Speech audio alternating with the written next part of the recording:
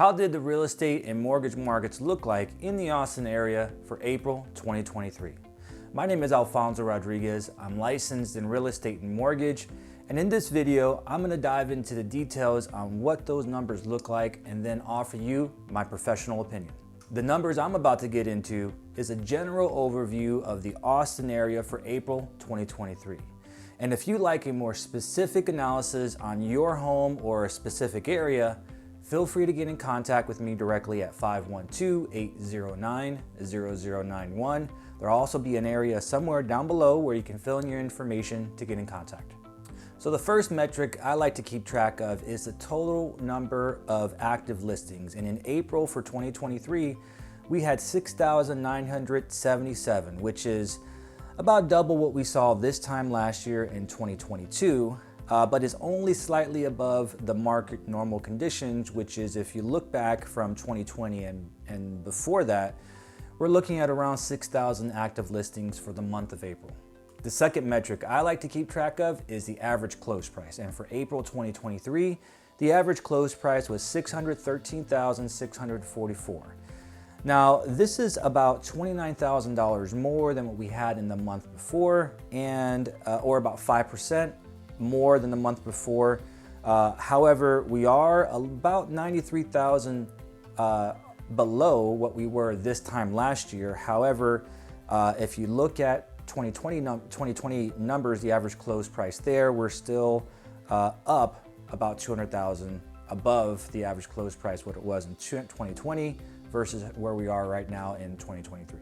The third metric I like to keep track of is the cumulative days on market. And what this represents is how many days was the home on market before it actually went under contract. And for April 2023, the average cumulative days on market was 72, which is down about 8 days from the month before.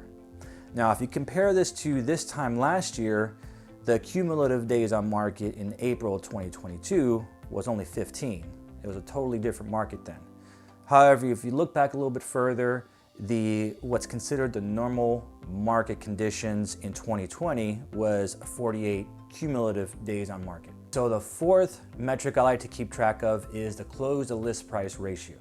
And what this represents is the percentage of what did the home eventually close for in comparison to its original list price. So as an example, if there's a 100% close to list price ratio, that means that homes on average sold for right at the list price of the house. So if it closes for less than 100%, if you see a close to list price ratio below 100%, that means it sold for less. If you see it above, that means the house sold for more.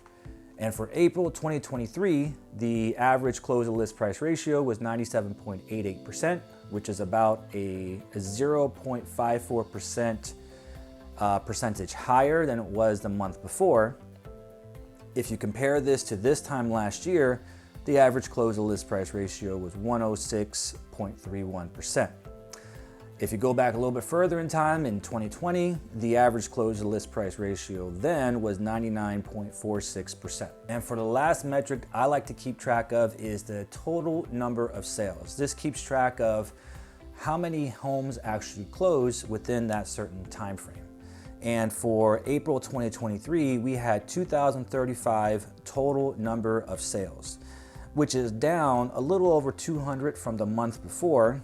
And if you compare that to this time last year in 2022, the total number of sales was 2,592. If you go back a little bit further, in 2020, the total number of sales for April in 2020 was 2,211. So you can kind of compare, how many homes are being sold on average in those months. So here's my perspective on all the data that I just showed and what I believe it's suggesting based on my perspective on being out there and talking to buyers and sellers. So as we head into the spring and summer months, I believe that the real estate market is going to start picking up a little bit of steam. Inventory is going to contract, and I believe that the close to list price ratio is going to start going up a little bit. Now, this doesn't mean that there are not challenges out there to be mindful of and there aren't deals to be negotiated. It just simply means that over the next few months, we should start seeing a more stable and normal real estate market. Home sellers and builders are offering some pretty great incentives out there and are more willing to negotiate a deal. As we head out through the rest of the year, I believe that we're going to start seeing interest rates stop increasing and possibly even come down a little bit towards the end of the year, depending on how the economy starts to react to the current market rates. If you have a home you need to sell, I believe over the next 3 to 4 months is going to be the best time to get the most amount of money for your home in 2023. If you're planning to buy a home in the next few months, there are still good deals and values to be had if you know what you're looking for. However, if you can wait out a little bit more towards the end of the year, I believe that's going to give you a better chance to negotiate a better deal. So what about your specific situation? Well, I want to hear from you.